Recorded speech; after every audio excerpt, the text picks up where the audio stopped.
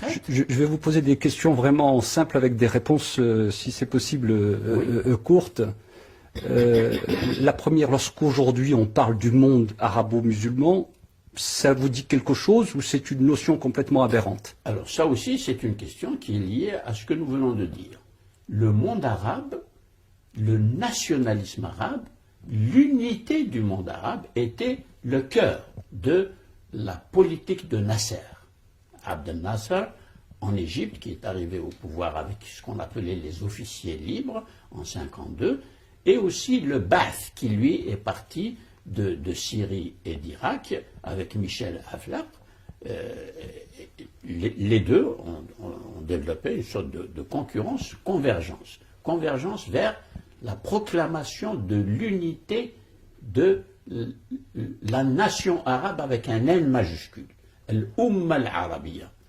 Et puis le Qawmiyya, c'est-à-dire le nationalisme de cette unité arabe, de cette grande nation arabe, qui va inclure tout le monde arabe depuis l'Euphrate, l'Irak, jusqu'au Maroc. Alors ça aussi, c'est une étendue totalement idéologique. C'est une construction abstraite de nouveau, qui ne correspond absolument à rien et qui va nier les réalités culturelles, va nier les mémoires collectives et les mémoires historiques. Car l'histoire, le parcours historique du Maroc, par exemple, qui a un État qui subsiste dans sa continuité depuis 789, l'arrivée des Idrissides au pouvoir au Maroc, jusqu'à maintenant, la monarchie marocaine est le plus vieil État du monde. Alors qu'à côté, l'Algérie n'a pas une telle continuité de l'État. Il y a eu des États éphémères sur le territoire algérien qui ont duré peu de temps, et puis il y a des dynasties qui se succèdent, etc.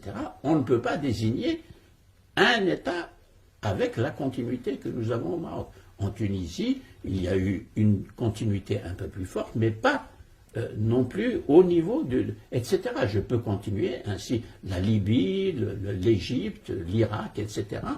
Et ça, c'est très important à regarder de près pour comprendre les convulsions auxquelles nous assistons aujourd'hui, les désordres politiques auxquels nous assistons, et puis la formation d'États, je n'aime pas dire totalitaire parce que c'est peut-être trop fort pour quelques-uns, mais en tout cas, disons, autoritaire et sans intérêt vraiment concret pour l'installation ou la marche vers un régime démocratique qui se respecte.